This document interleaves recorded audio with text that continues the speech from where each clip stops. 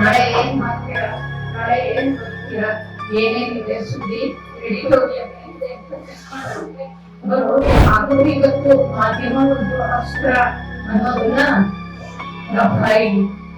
ತೋರಿಸ್ತಾ ಇದ್ದಾರೆ, ತೋರಿಸ್ತಾ ಇದೆ. ಆದ್ರೆ ಅದೆಷ್ಟು ಬದಲಾಗಿದೆ ಅಂತ ಒಂದು ಅವನ್ನ ಏನ್ ಆಗ್ಬೇಕಾಗಿರೋ ಮಾಧ್ಯಮ ಅನೇಕ ಕಡೆ ತೊಡೆ ಮೇಲಿನ ಮುದ್ದು ನನಗೆ ಆಗಿದೆ ಅನ್ನೋದು ಕೂಡ ನಮ್ಗೆಲ್ರಿಗೂ ಗೊತ್ತು. ಆದರೂ ಕೂಡ ಮಾಧ್ಯಮಕ್ಕೆ ಇವಾಗಲೂ ಶಕ್ತಿ ಇದೆ, ಪತ್ರಿಕೆಗೆ ಶಕ್ತಿ ಇದೆ. ಅದೊಂದು ಅಸ್ತ್ರವಾಗಿ ಬಳಕೆ ಆಗುತ್ತೆ, ಏನ್ ನಡೀತಿದೆ ಅದನ್ನ ಹೇಳುತ್ತೆ ಅನ್ನೋದನ್ನ 5 ವರ್ಷಗಳಲ್ಲಿ ನಿರಂತರವಾಗಿ ಮಾಧ್ಯಮ ಅನ್ನೋದು ಯಾವತ್ತೂ ನಿನ್ನೆ ಇವತ್ತು ನಾಳೆ ಯಾವತ್ತೂ ಅದು ವಿರೋಧ ಪಕ್ಷದ ಸ್ಥಾನದಲ್ಲೇ ಇದೆ. ಶಾಶ್ವತವಾದ ವಿರೋಧ ಪಕ್ಷ ಯಾವುದಕ್ಕೆ ಅಂದ್ರೆ ಮಾಧ್ಯಮ. ಅಲ್ಲಿ ಏನಿದೆ ಏನಾಗ್ತಿದೆ ಅನ್ನೋದನ್ನ ಜನರಿಗೆ ತಿಳಿಸೋದು ಈ ಶಾಶ್ವತ ವಿರೋಧ ಪಕ್ಷವಾದ ಮಾಧ್ಯಮ. ಅದನ್ನ ನಾವೆಂದೂ ಬಿಟ್ಕೊಡ್ಬಾರ್ದು, ಮರಿಬಾರ್ದು ಅನ್ನೋದನ್ನ ಇವತ್ತು ತೋರಿಸ್ತಾ ಇದೆ. ಮಹಾಂತೇಶ್ ಅವರು ಏನೇನ್ ತರಬೇತಿ ಎದುರಿಸಿರ್ಬೋದು ಅಂತ ನಾವು ಹೇಳಿದೆ. ಒಬ್ಬರೇ ನಾನು ಆಕ್ಟಿವಿಸ್ಟ್,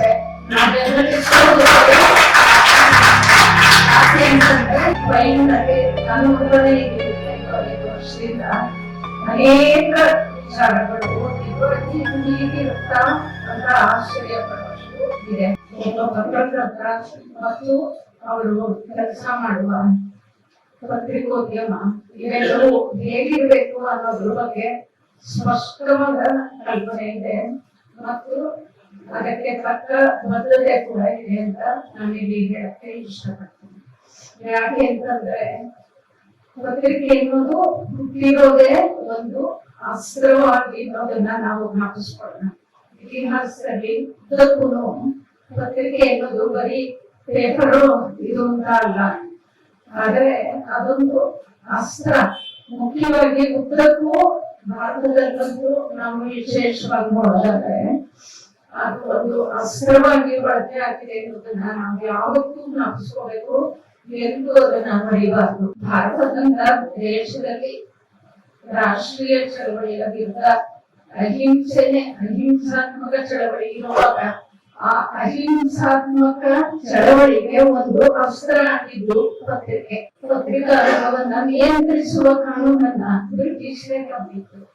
ಆಮೇಲೆ ಅದು ಇವತ್ತವರೆಗೂ ಇದೆ ಅಂತ ಇಟ್ಕೊಳ್ಳಿ. ಅದಕ್ಕೆ ರೆಕ್ಕೆ ಪುಕ್ಕ ಇದು ಎಲ್ಲ ಇನ್ನೊಂದಷ್ಟು ಅಸ್ತ್ರಗಳನ್ನ ಸೇರಿಸ್ತಿದ್ದಾರೆ.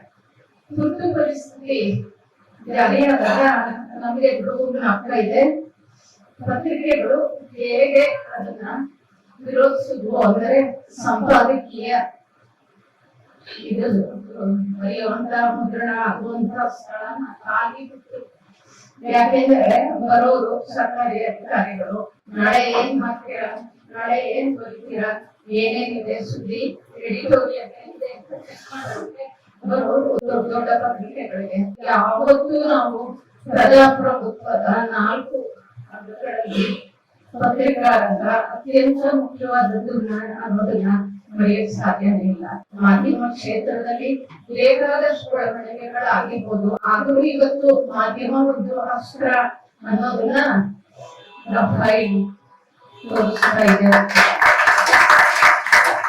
ತೋರಿಸ್ತಾ ಇದೆ. ಆದ್ರೆ ಅದೆಷ್ಟು ಬದಲಾಗಿದೆ ಅಂತ ಒಂದು ಅವನ್ನ ಏನ್ ಆಗ್ಬೇಕಾಗಿರೋ ಮಾಧ್ಯಮ ಅನೇಕ ಕಡೆ ತೊಡೆ ಮೇಲಿನ ಮುದ್ದು ನನಗೆ ಆಗಿದೆ ಅನ್ನೋದು ಕೂಡ ನಮ್ಗೆಲ್ರಿಗೂ ಗೊತ್ತು. ಆದರೂ ಕೂಡ ಮಾಧ್ಯಮಕ್ಕೆ ಇವಾಗಲೂ ಶಕ್ತಿ ಇದೆ, ಪತ್ರಿಕೆಗೆ ಶಕ್ತಿ ಇದೆ. ಅದೊಂದು ಅಸ್ತ್ರವಾಗಿ ಬಳಕೆ ಆಗುತ್ತೆ, ಏನ್ ನಡೀತಿದೆ ಅದನ್ನ ಹೇಳುತ್ತೆ ಅನ್ನೋದನ್ನ 5 ವರ್ಷಗಳಲ್ಲಿ ನಿರಂತರವಾಗಿ ತೋರಿಸ್ತೀವಿ. ಅನೇಕರು ಹೇಳಿದರೆ ಇದು ಈ ಪಕ್ಷನ ಆ ಪಕ್ಷನ ಅಂತ. ನಾನು ಹೇಳೋದು ಮಾಧ್ಯಮ ಅನ್ನೋದು ಯಾವತ್ತೂ ನಿನ್ನೆ ಇವತ್ತು ನಾಳೆ ಯಾವತ್ತೂ ಅದು ವಿರೋಧ ಪಕ್ಷದ ಸ್ಥಾನದಲ್ಲೇ ಇರಬೇಕು. ಶಾಶ್ವತವಾದ ವಿರೋಧ ಪಕ್ಷ ಯಾವುದಕ್ಕೆ ಅಂದ್ರೆ ಮಾಧ್ಯಮಕ್ಕೆ. ಯಾವ ಪಕ್ಷ ಬೇಕಾದ್ರೂ ಸರ್ಕಾರ ರಚಿಸಿ ಆಡಳಿತ ನಡೆಸಲಿ, ಆದ್ರೆ ಅಲ್ಲಿ ಏನಿದೆ ಏನಾಗ್ತಿದೆ ಅನ್ನೋದನ್ನ ಜನರಿಗೆ ತಿಳಿಸೋದು ಈ ಶಾಶ್ವತ ವಿರೋಧ ಪಕ್ಷವಾದ ಮಾತನ್ನು. ಅದನ್ನ ನಾವೆಂದೂ ಬಿಟ್ಕೊಡ್ಬಾರ್ದು, ಮರಿಬಾರ್ದು ಅನ್ನೋದನ್ನ ಇವತ್ತು ತೋರಿಸ್ತಾ ಇದೆ. ಮಹಾಂತೇಶ್ ಅವರು ಏನೆಂತರ ಬೆದರಿಕೆ ಎದುರಿಸಿರ್ಬೋದು ಅಂತ ನಮ್ಗೆ ಗೊತ್ತು. 10 ವರ್ಷ ನಾನು ರೇವಾಣಿಯ ಸಂಪಾದಕಿ ಹಾಕಿದಾಗ ಏನೇನು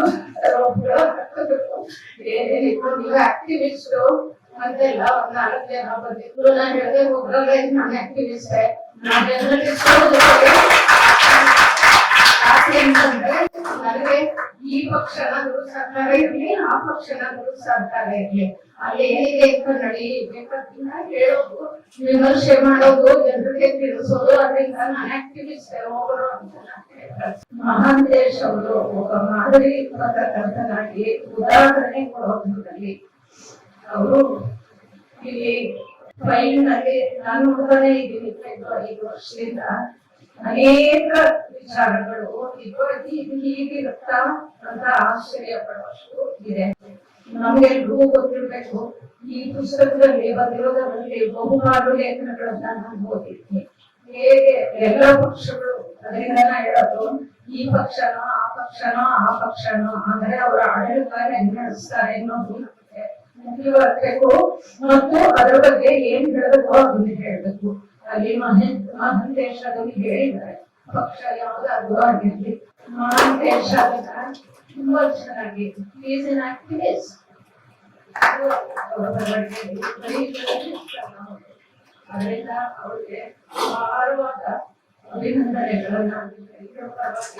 ಇವತ್ತು ನಾನು ನಿಮ್ಮಲ್ಲಿ ಒಂದು ಮನವಿ ಮಾಡ್ತಾ ಇದ್ದೀನಿ. ದಿ ಫೈಲ್ ಕಳೆದ 3 ವರ್ಷಗಳಿಂದ ಯಾರ ಮುಲಾಜಿಗೂ ಒಳಗಾಗದೆ ನಿಷ್ಪಕ್ಷಪಾತವಾಗಿ ತನಿಖಾ ವರದಿಗಳನ್ನ ನಿಮ್ಮ ಮುಂದೆ ಇಡ್ತಾ ಇದೆ. ಕೋವಿಡ್ ಹಗರಣ ಆಗಿರ್ಬೋದು, ಶಿಕ್ಷಕರ ನೇಮಕಾತಿಯಲ್ಲಿನ ಅಕ್ರಮವಾಗಿರ್ಬೋದು, ಸರ್ಕಾರದ ಹಲವಾರು ಭ್ರಷ್ಟಾಚಾರಗಳನ್ನ ದಾಖಲೆ ಸಮೇತ ಬಯಲು ಮಾಡ್ತಾ ಇದೆ. ನಮ್ಮ ಈ ವರದಿಗಳನ್ನ ಆಧರಿಸಿ ತನಿಖಾ ಆಯೋಗಗಳು ರಚನೆ ಆಗಿದೆ. ನಮ್ಮ ಸಂಸ್ಥೆ ಹೀಗೆ ನಿರಂತರವಾಗಿ ನಿರ್ಭೀತಿಯಿಂದ ಸ್ವತಂತ್ರವಾಗಿ ಮುಂದುವರಿಯೋದಕ್ಕೆ ನಿಮ್ಮ ಸಹಾಯ ಅತ್ಯಗತ್ಯ. ಹಾಗಾಗಿ ನನ್ನ ಮನವಿ, ಡಿಸ್ಕ್ರಿಪ್ಷನ್ ಬಾಕ್ಸ್ ನಲ್ಲಿರುವಂತಹ ಲಿಂಕ್ ಬಳಸಿ ಅಥವಾ ಈ ವಿಡಿಯೋದಲ್ಲಿ QR ಕೋಡ್ ನ ಸ್ಕ್ಯಾನ್ ಮಾಡಿ ನಿಮ್ಮ ಕೈಲಾದಷ್ಟು ಹಣ ಡೊನೇಟ್ ಮಾಡಿ. ಈ ಮೂಲಕ ಸ್ವತಂತ್ರ ಪತ್ರಿಕೋದ್ಯಮವನ್ನ ಬೆಂಬಲಿಸಿ. ನಮಸ್ಕಾರ.